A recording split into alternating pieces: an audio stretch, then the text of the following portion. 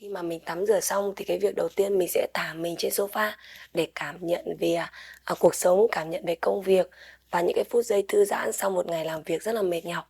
Đó, thì là cái sofa là cái điểm mà mình cảm giác là mình rất là yêu trong cái căn nhà này.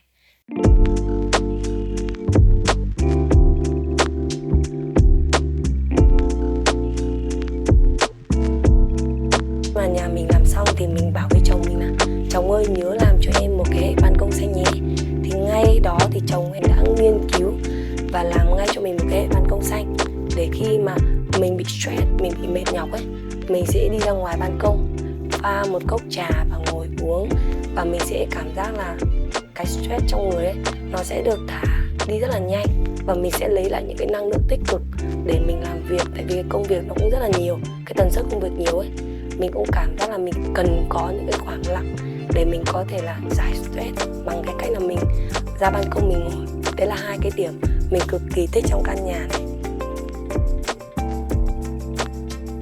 Chào mọi người, mình là Thùy Dung, founder thương hiệu thời trang Juni. Năm nay thì mình đang 27 tuổi và chồng mình là Phạm Hiếu. Năm nay thì chồng mình 30 tuổi. Hai vợ chồng mình thì đang làm mảng kinh doanh thời trang. Hiện tại thì vợ chồng mình cũng mua và chuyển về căn hộ này được tầm khoảng 3 đến 4 tháng nay. Căn nhà này vợ chồng mình mua là 105 mét, 3 phòng. Thì vợ chồng mình đập thông để thành 2 phòng thôi. Tại vì trước đây thì mình có thuê nhà ấy, ở bên khu Hồ Gươm ấy. Khu đấy thì nó rất là nhỏ và mình không có phòng để quần áo. Mà bản thân mình là một người cực kỳ đam mê quần áo, nên mình luôn luôn ao ước là sẽ có một cái phòng để quần áo thật là đẹp. Và khi mà mình mua căn nhà này, cái ý tưởng đầu tiên của mình là mình sẽ đập một phòng đi để tủ quần áo, mà cái ước mơ trước đây của mình nó sẽ thành hiện thực.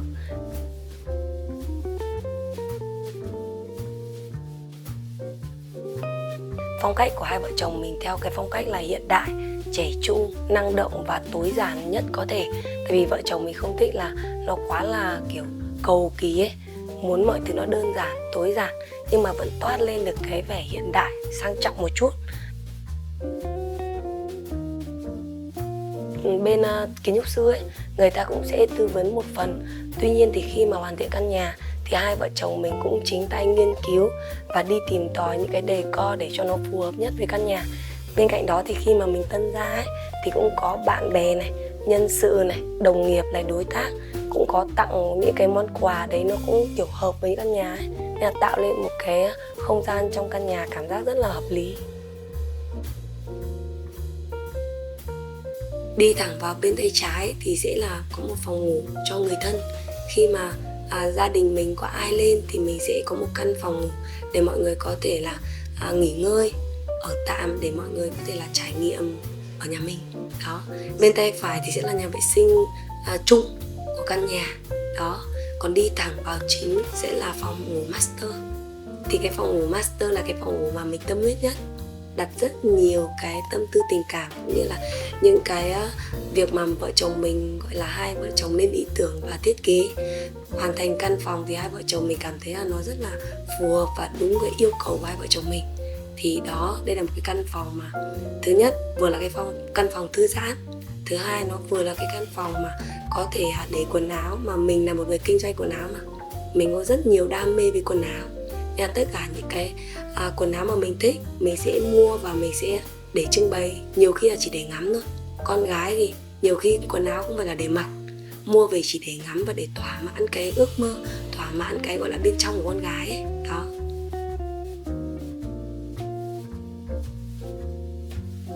Và đặc biệt là căn bếp là nơi mà hai vợ chồng rất thích. Khi mà mình nấu ăn xong ấy thì chồng mình cũng là người rửa bát. Hai vợ chồng cũng rất là thích cái khu bếp, tại vì có những cái đồ hai vợ chồng mình đặt nó kiểu rất độc và theo gu của hai vợ chồng mình. Ngoài ra thì khi mà bạn bè đến ăn uống thì mọi người cũng tụ tập cùng làm bánh này, cùng làm tất cả món ăn, và mình cảm thấy rất là sum vầy trong cái căn bếp. Đấy, căn bếp cũng là một nơi mà mình rất là yêu thích, bởi vì mình ngoài công việc ở bên ngoài thì mình cũng muốn có một cái không gian cho mình có thể là tự do sáng tạo những cái món ăn này, nên là có thể nấu cho gia đình.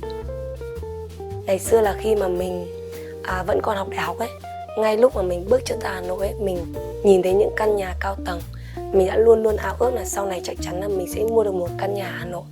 Thế nên khi mà mình nhìn ra được cái thành phố và nhìn ra được những cái tòa nhà cao tầng, mình cảm thấy rất là hạnh phúc và luôn luôn có một cái ý chí là sẽ phấn đấu để hoàn thành những cái mục tiêu tiếp theo. Nên cái việc mà mình có một cái ban công xanh cũng như là tầm nhìn ra thành phố lớn, mình cảm thấy nó rất là yêu.